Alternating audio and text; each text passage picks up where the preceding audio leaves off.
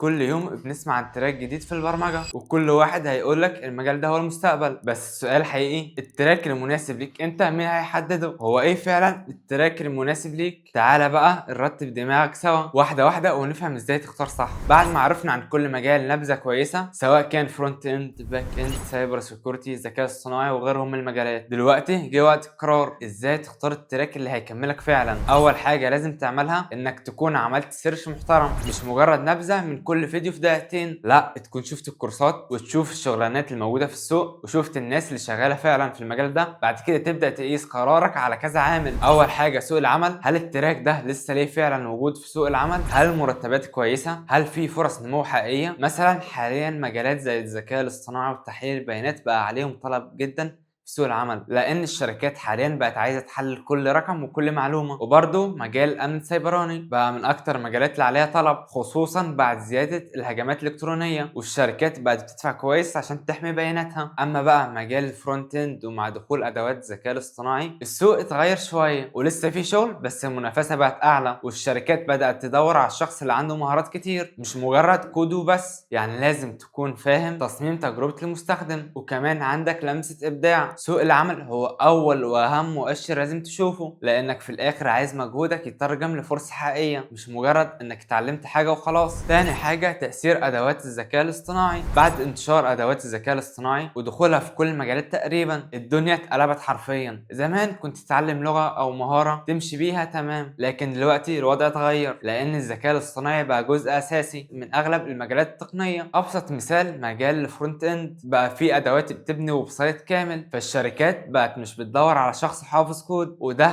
خلى فرصة الشغل تقل شوية. وفي بعض المجالات هتبدأ تختفي تدريجيا، بس بقت محتاجة شخص تنين عنده سكيلز كتير ويفهم في كذا حاجة. عشان كده لازم تسأل نفسك السؤال الأهم، المجال اللي أنا داخله الذكاء الاصطناعي هيأثر عليه ولا هيساعدني فيه؟ والفرق بينهم بسيط، بس هو اللي بيحدد مستقبلك. تالت حاجة اهتماماتك الشخصية، ما تدخلش مجال انت مش حابه عشان الناس اللي قالت عليه ان المجال ده هو اللي بيكسب. ابسط مثال، لو انت شخص بتكره الرياضة او الاحتمالات، ما ينفعش تدخل ذكاء اصطناعي او تحليل بيانات، هتتعذب والتراك هيكون تقيل على قلبك. لو بتحب الالوان والتصميم، فمجال يو اي او يو اكس او فرونت اند هيكون مناسب ليك. لو انت بقى بتحب الرياضة والتحليل، فالمجال المناسب ليك ذكاء اصطناعي، تحليل بيانات، وكمان باك اند. الموضوع مش بس شغل، وكمان شغف، لانك هتعيش سنين في المجال ده، فاختار اللي تحبه بجد. رابع حاجة بيئة العمل والدعم التقني والمجتمعي. يعني ايه الكلام ده؟ تشوف المجال اللي انت داخله هل ليه فعلا مجتمع وبيساعد، هل في مصادر كويسة تذاكر منها، كورسات،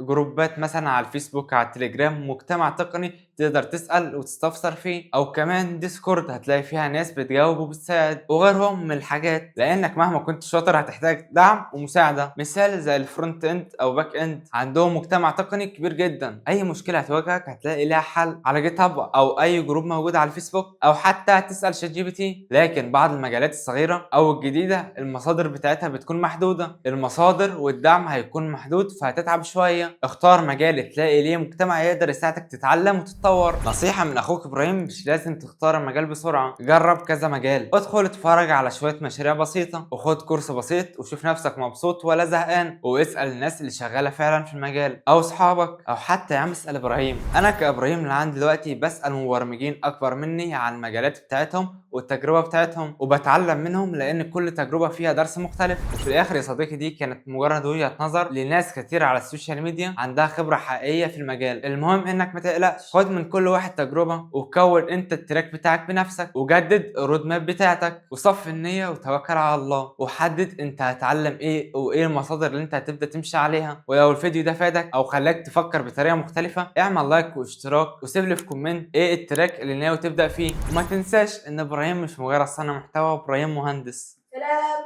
سلام. تعالى يا بودي، تعالى يا بودي، تعالى يا بودي، تعالى يا بودي. اليوتيوبر القادم بودي ما وراء الكواليس، اللي بيصورني وبيظبطني، واحمد فتحي حبيب الملايين. احمد فتحي حبيب الملايين.